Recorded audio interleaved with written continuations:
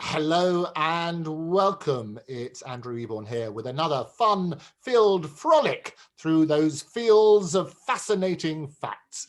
And today I'm delighted to be joined by Professor Ananth Viswanathan. How are you? I'm very good, thanks, Andrew. I'm very good. How are you? I am amazing. And I'm delighted that you can join us today because you are, as you probably know, consultant surgeon at Moorfields Eye Hospital. You're also professor at UCL Institute of Ophthalmology.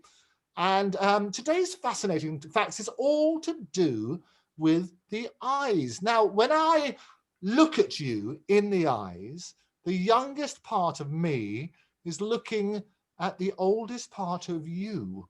Why is that? No, Andrew, you've got that the wrong way round. When you look at me in the eye, the oldest part of you is looking at the youngest part of me. Ah, tell me why. Okay, because the bit of your eye that really receives light and does the seeing is the retina.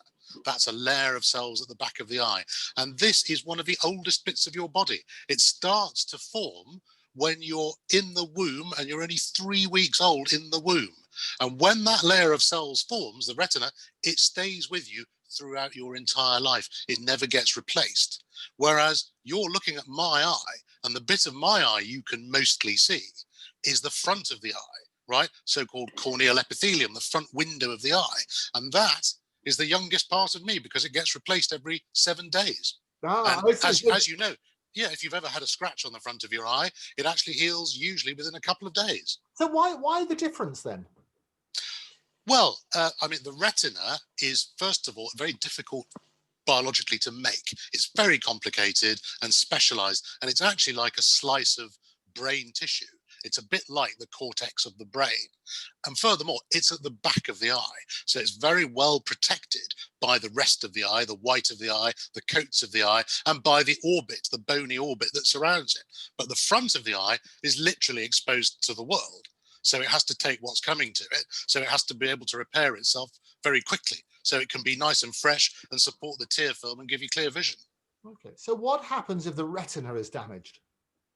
Well, interesting question. I mean, unlike the front of the eye, which usually heals very quickly, the back of the eye, the retina, if it gets damaged, because it's like a piece of brain, nature can't heal it on its own.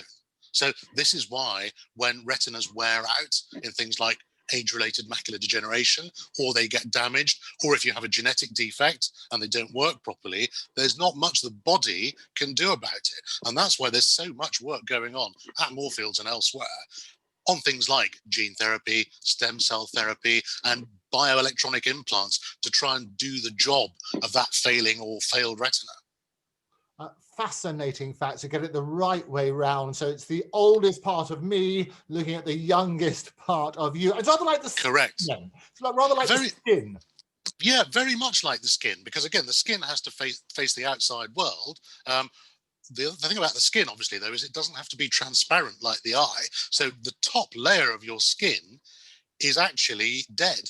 Okay, it's the remnants of the layer just below it, and they just turn into these rather hard things called the Stratum Corneum, and that's what's on your skin. So actually, most of a person's face, when you look at it, the top layer of the skin, the hair, and the nails of the hands, they're dead.